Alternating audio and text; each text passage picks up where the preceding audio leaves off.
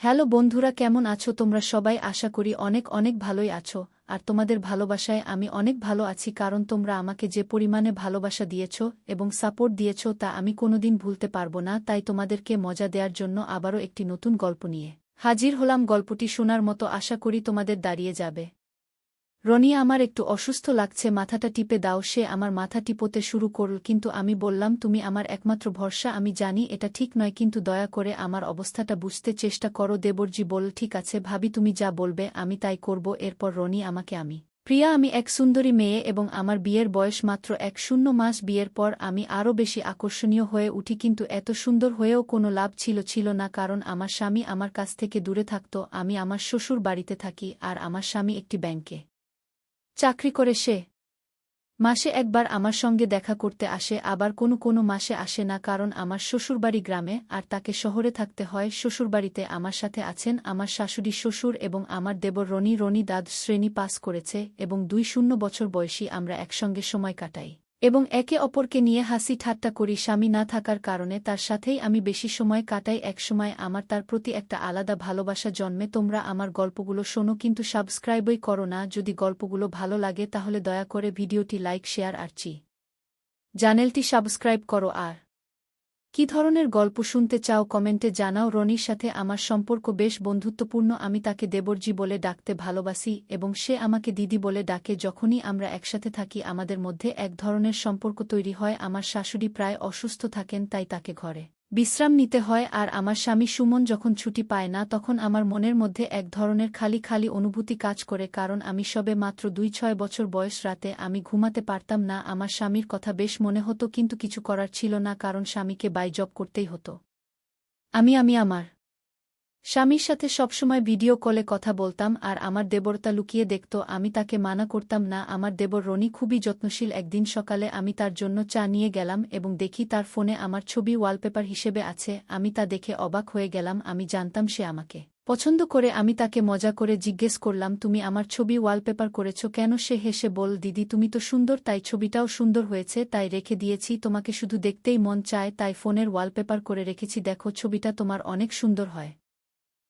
এরপর আমি রান্নাঘরে গেলাম রান্না করতে, কিন্তু ঘরে ফ্যান না থাকায় আমি বেশ গরমে ভিজে গিয়েছিলাম। রনি তখন এসে আমাকে পাখা দিয়ে হাওয়া করতে লাগল। আমি তাকে ধন্যবাদ জানালাম এবং সেই মুহূর্তে আমাদের বন্ধন আরও গভীর হল। আমার শাড়ি একদমই ভিজে গিয়েছিল ঘামে, তাই তাকে চলে যেতে বললাম, কিন্তু সে গেল না। দেবর আমাকে খুবই স্নেহ করেন। একদিন রনি মজা করে বল, না ভাবি, এটা স্নেহ নয়, ভালোবাসা। আর তোমাকে আরও সুন্দর লাগছে। আজ রুটির ময়দা বানাতে গিয়ে ঘামে ভিজে যখন আমার চুল বারবার মুখে আসছিল, আমি রনিকে বললাম, ভাই চুলটা একটু বেঁধে দেবে? সে আস্তে আস্তে আমার চুল বেঁধে দিল। এরপর আমি গ্যাসে রুটি বানাতে শুরু করলাম আর রনি পাশে বসে পাখা দিয়ে বাতাস করতে লাগল। আমি হেসে আবার রনিকে জিজ্ঞেস করলাম, তোমার ফোনের ওয়ালপেপারটা আমার ছবি কেন? রনি বলল, কিছু না ভাবি, তোমাকে ভালো লাগে তাই রেখেছি। আমি বললাম, আমি অতটা অবুঝ নই, জানি ব্যাপারটা অন্য কিছু, তুমি কিছু লুকিয়ে রাখছ।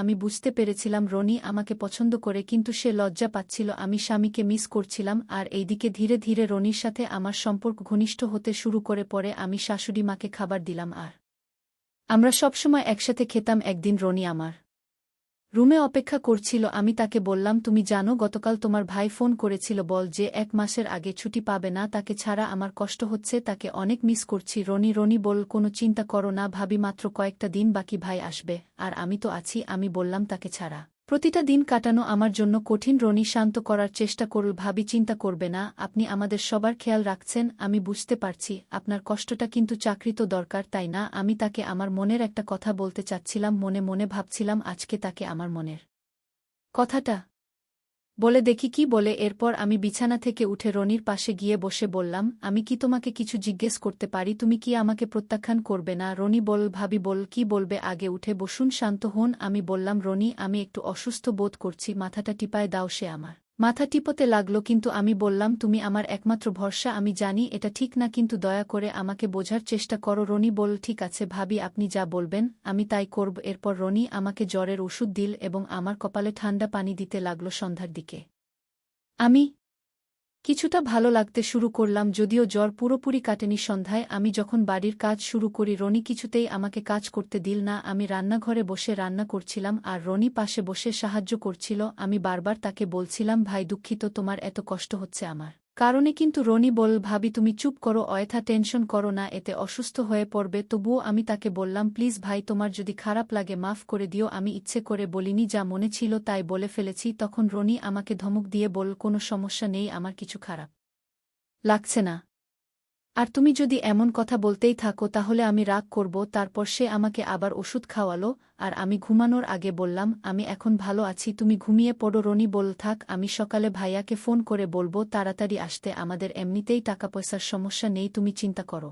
না আমি বললাম না রনি এখন আর দরকার নেই সুমন এমনি এমনি ফোন করবে একথা বলে আমি তার হাত থেকে ফোনটা কেড়ে নিয়ে বললাম আমি ভালো আছি অকারণে ওকে কষ্ট দিও না আমি তার কোলে মাথা রেখে ঘুমাতে চেষ্টা করলাম তার পাশে থাকতে আমার ভীষণ ভালো লাগে পরে দেখি রনির ফোন থেকে আমার ওয়ালপেপার সরিয়ে ফেলা হয়েছে আমি মজা করে জিজ্ঞেস করলাম কি হয়েছে ভাই আমার ছবির ওয়ালপেপার সরিয়ে দিলে কেন রনি কিছু বলল না আমি বললাম আমি বুঝতে পারছি আজকে আমার আচরণ তোমার ভালো লাগেনি তাই সরিয়ে দিয়েছ রনি হেসে বল না ভাবি এমন কিছু হয়নি তুমি ভুল ভাবছ আমি সবসময় তোমার পাশে আছি আমি রাগ করি না আর তোমাকে এখনও আগের মতোই ভালোবাসে রনিকে বললাম এখন কি নাস্তা খাবা কি নাস্তা বানাবো তোমার জন্য রনি হেসে বল ভাবিজি আমি এখন কিছু খাবো না কিন্তু আমি দুধ চা খেতে খুব পছন্দ করি তার কথা শুনে আমি মজা করে বললাম তাহলে রান্নাঘরে দুধ আছে গিয়ে বানিয়ে নাও রনি হেসে বলল আমি একবার ভাইয়াকে দুধ চা খেতে দেখেছিলাম তখন থেকেই তোমার বর ভক্ত হয়ে গেছি তাই তোমার ছবি ওয়ালপেপার হিসেবে রেখেছিলাম তার কথা শুনে আমি মুচকি হেসে বললাম আমি তো জানতাম তুমি বাইরে থেকে যতটা নির্দোষ দেখাও আসলে তা নও আমি জানতাম তুমি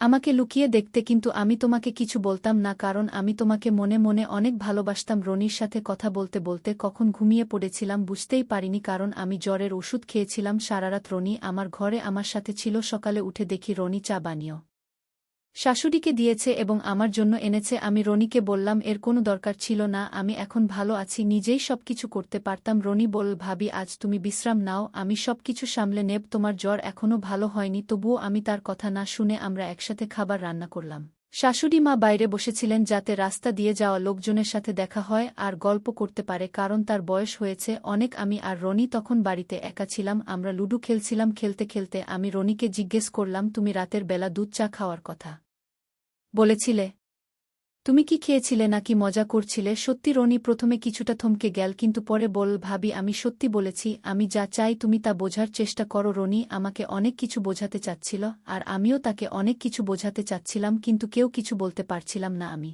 জানি এটা ভুল এবং আমারও মনে হচ্ছে কাল রাত থেকে আমি যা ভাবছি তা ঠিক নয় আমি বুঝতে পারছি যে হ্যাঁ বললে ভুল হবে ভাবি তুমি তখন ওষুধ খেয়ে ঘুমাচ্ছিলে আর আমি সারারাত ভেবে কাটিয়েছি তোমার পাশে আমরা যা করতে যাচ্ছি তা আমাদের সম্পর্ককে ধ্বংস করতে পারে আর ভাইও এর সঙ্গে বিশ্বাসঘাতকতা হবে যদি ভাই জানতে পারে তাহলে আমাদের ভুলের জন্য দুটি পরিবারই ভেঙে যেতে পারে রনি যখন এসব বলছিল আমার মুখটা একেবারে মলিন হয়ে গেল আর চোখে জল চলে এলো কারণ আমার স্বামীর অনুপস্থিতিতে আমি আমার দেবরের সাথে অনেক ঘনিষ্ঠ হয়ে গিয়েছিলাম তাকে আমি মনে মনে অনেক ভালোবেসে ফেলেছিলাম আমার কান্না দেখে রনি সাথে সাথে চুপ হয়ে গেল এবং বল ভাবি কাঁদছ কেন আমি বোকা ছিলাম যে তোমাকে এসব বললাম এরপর সে মাফ চাওয়া শুরু করল সরি ভাবি আমি কি বললাম জানি না কিন্তু আমার কান্না থামছিল না রনি বল ঠিক